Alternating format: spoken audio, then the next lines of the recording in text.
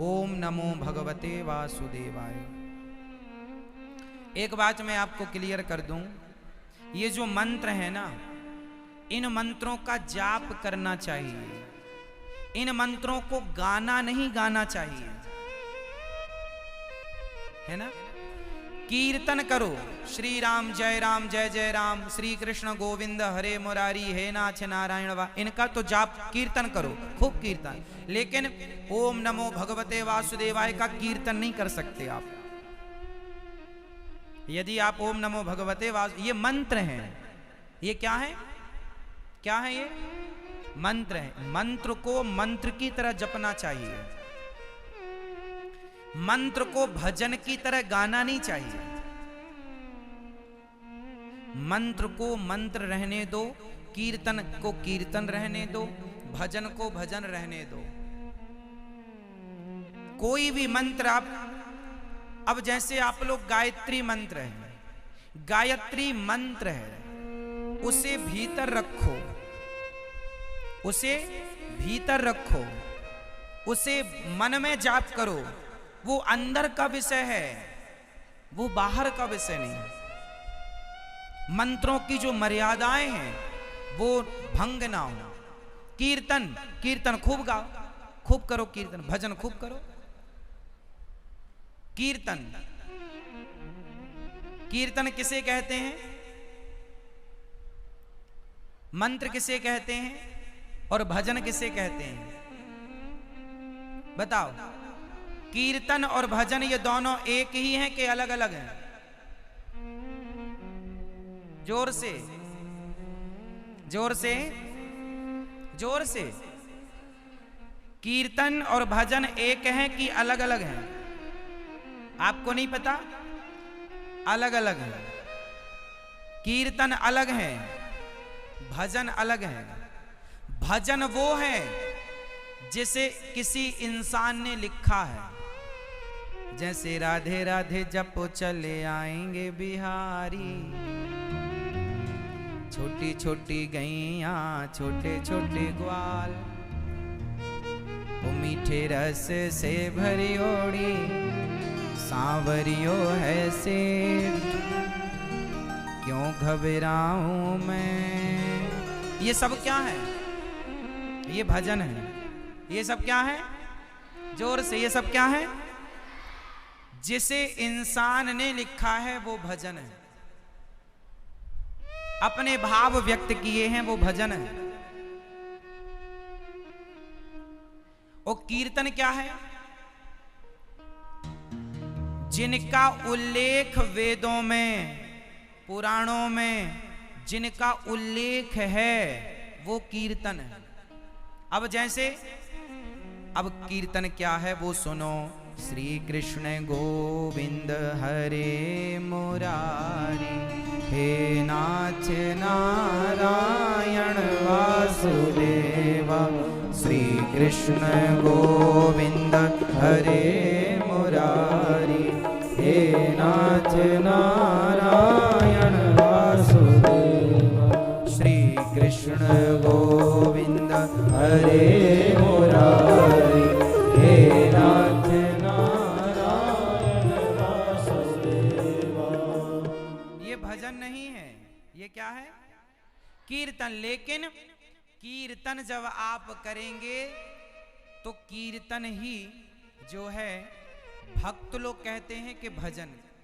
Actually जो पहले की परंपरा थी ना कि चलो भजन करो, भजन का मतलब ही होता था भगवान को भजो, भगवान का स्मरण करो, भगवान का चिंतन, भगवान के चिंतन को, भगवान के स्मरण को भजन कहते हैं। लेकिन आज के जमाने में भजन का अर्थ लोग गलत लगा रहे हैं। गए ढोलक मंजीरा उठाई, कोई गाना गाने लगे, उनको लगाइए भजन। भजन का अर्थ ये नहीं कि तुम ढोलक मंजीरा उठाओ और कोई गीत गाने लग जाओ ना। भजन का अर्थ है भगवान में डूब जाओ, भगवान के चिंतन में खो जाओ। भक्ति महारानी कीर्तन कौन सा करती हैं? श्री कृष्ण गोविंद हरे मुरारी, हे नाथ नारायण वासुदेव। ये किसका कीर्तन है? ये भागवत जी में इस कीर्तन का उल्लेख है। अब बताओ, अब बताओ श्री राम जय जय राम, श्री राम जय जय राम, श्री राम जय राम, श्री राम जय राम। ये कीर्तन किसका है? ये कीर्तन किसने किया? श्री हनुमान जी। ये कीर्तन कौन करता है? श्री राम जय राम। ये कीर्तन है और ये मंत्र भी है। अब जैसे हरे कृष्ण कृष्ण कृष्ण हरे हरे, हरे राम राम राम हरे, ये महामंत्र, इन मंत्रों का कीर्तन हो सकता है, इन मंत्रों का कीर्तन हो सकता है। लेकिन ओम नमो भगवते वासुदेवाय, इस मंत्र का कीर्तन नहीं हो सकता, इसका जाप। तो बात समझ में आ रही है? अब जैसे कीर्तन और कीर्तन है। अब जैसे कीर्तन, नरसिंह मेहता कीर्तन कैसा करते थे? नरसिंह जी गाते थे राधे कृष्णा कृष्णा कृष्णा राधे राधे, राधे श्याम श्यामा श्याम श्यामा राधे राधे, राधे कृष्णा कृष्णा कृष्णा राधे राधे, राधे श्यामा श्याम श्यामा राधे राधे। ये कीर्तन आप करिए, खूब कीर्तन करिए। सीताराम सीताराम सीताराम सीताराम सीताराम सीताराम सीताराम सीताराम, राधे श्याम राधे श्याम राधे श्याम राधे श्याम राधे श्याम राधे श्याम राधे श्याम राधे। ये क्या है? कीर्तन है। खूब नाम जप करो। अच्छा, जब आप कीर्तन करते हैं, आप लोगों को रोज अपने घर में आधा घंटा कीर्तन करना चाहिए। क्या करना चाहिए? कम से कम। आज मैं आपको एक बात, आप मांगेंगे तो लिख कर दे सकता हूं। जो व्यक्ति, जो स्त्री, जो पुरुष रोज कीर्तन करते हैं, अब जो कीर्तन मैंने कराया, इन सारे कीर्तनों को आप घर पे करो, क्योंकि भगवान के सारे नाम हैं। कोई भी नाम आप लो, और भी जो कीर्तन है वो करो। कीर्तन करो, लेकिन कीर्तन करते समय एक चीज का ध्यान होना चाहिए, और वो क्या? जब आप कीर्तन करें ना, तो आपकी वाणी से निकल रहा है श्रीमन नारायण नारायण, अभी मुंह से निकल रहा है, अभी कीर्तन अधूरा है। इसे पूरा कैसे करेंगे? जब आपकी वाणी से नारायण का नाम निकले, तो तुरंत आप अपने आप को, कल मानसिक पूजा कराई थी ना हमने, मानसिक ध्यान लगवाया था, तो जैसे ही आप नारायण बोलें, वैसे ही तुरंत आपका शरीर मन से, आप भाव से बैकुंठ चले जाएं, और भगवान के चरण, लक्ष्मी जी दबा रही हैं एक तरफ, दूसरा पांव खाली है, दूसरी तरफ आप बैठ जाओ, और ऐसा भाव बनाओ कि आप भगवान के चरणों की सेवा कर रहे हैं और आप कीर्तन कर रहे श्रीमन नारायण नारायण। अब इसमें भाव मिलाओ। अब भाव देखो, दाल तो दाल होती है मेरी माँ, दाल पकाओ और नमक डालो, खा जाओ, एक तो ये है। लेकिन एक दाल में फिर बढ़िया पक गई तो देसी घी डालो, जीरा डालो, मिर्ची डालो, छौंका लगाओ मस्त, तो वो दाल और स्वादिष्ट होगी। उसी तरह कीर्तन कर लिया, यहाँ देख रहे श्रीमन नारायण नारायण, वहां देख रहे हैं श्रीमन, कौन ले जा रहा, कौन ला रहा, कौन आ रहा है, यहाँ वहां ध्यान है, कोई मतलब नहीं। ध्यान जब कीर्तन करो तो खिड़की दरवाजा बंद कर लो, पत्नी पति बेटी बेटा सब बैठो और मस्त डूब जाओ, और कीर्तन करते समय आंखों से झरझर आंसू निकले, भाव बने कि हम भगवान के चरण दबा रहे हैं, भाव बने कि गिरिराज जी को भगवान ने उठा रखा है और उस छतरी के नीचे हम सब खड़े हैं, ठाकुर जी का पावन दर्शन करें। इस भाव के साथ कीर्तन करो। श्री कृष्ण गोविंद हरे मुरारी, हे नाथ जब ये कीर्तन करो तो ये भाव बनाओ कि हम भगवान की छतरी के नीचे खड़े हैं और भगवान ने हम सबके लिए गिरिराज जी उठा। इस भाव से जुड़ना है। केवल वाणी काम पे ना लगे, मन को भी काम पे लगाओ। तो आप अपने घर में रोज ढोलक लो, झांझ लो, मजीरा लो, खरताल लो और प्रेम से सारा परिवार बैठो और खूब कुछ ना आवे तो ताली बजा बजा के कीर्तन करो, है ना। जितना नाम जपोगे पायो जी मैंने। हाँ, आपने बोला राम, एक राम बोला तो 1 रुपया। एक ये कागज का टुकड़ा यहां चलता है, वहां तो राम नाम की दौलत ही काम आएगी, जहां जाना है यहां से आगे।